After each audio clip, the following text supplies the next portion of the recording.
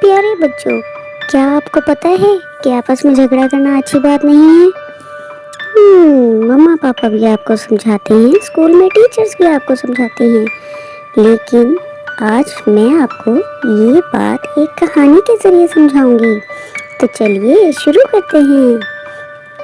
کسی جنگل میں 3 بیل رہتے تھے اور وہاں پر ایک خونخوار شیر بھی رہتا تھا۔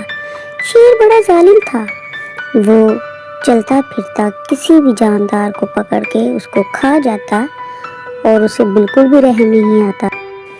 اسی جنگل میں 3 بیل بھی رہتے تھے۔ ان تینوں کی دوستی بہت مثالی تھی۔ وہ کبھی جھگڑا نہیں کرتے، ہمیشہ ایک ساتھ رہتے، کھانا اکٹھے کھاتے، چارہ اکٹھا کھاتے، پانی اکٹھا پیتے اور آپس میں ہی کھیلتے۔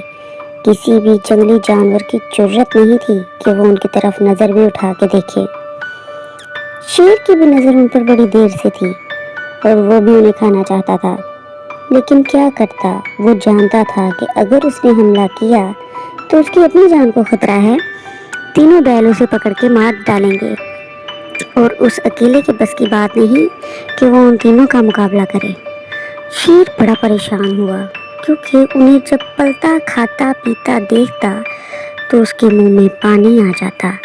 وہ چاہتا کہ انہیں بڑے مزے لے کے کھائے، لیکن ان کے لمبے لمبے سینگوں کو دیکھ کے وہ دل ہی دل میں خوفزدہ بھی ہوتا اور سوچتا کہ ان سینگوں کے ساتھ اگر انہوں نے حملہ کر دیا تو کیا میں بچ پاؤں گا؟ اور اس لیے وہ صبر کر جاتا۔ لیکن اب اس کے بھی صبر کی انتہا ہو چکی تھی۔ وہ جب بھی انہیں دیکھتا تو اس کے دل میں یہی خیال آتا کہ آخر کب وہ انہیں کھائے گا۔ یہی سب کچھ سوچتے سوچتے اس کے ذہن میں خیال آیا کہ کیوں نہ کسی اور جانور کی مدد لی جائے۔ اس نے یہ بات بھی لومڑی سے کہی، کیونکہ وہ جانتا تھا کہ لومڑی سے زیادہ عقل مند پورے جنگل میں کوئی نہیں اور لومڑی سے زیادہ چالاک اسے کہیں بھی نہیں ملے گا۔ لومڑی نے اس کی ساری بات سنی اور ہنسنے لگ گئی اور بولی، ارے شیر میاں، تم تو خام خواہ ہی پریشان ہو رہے تھے، دیکھنا اب میرا کمال میں کیا کرتی ہوں۔ لومڑی نے کیا کیا آپ کو معلوم ہے؟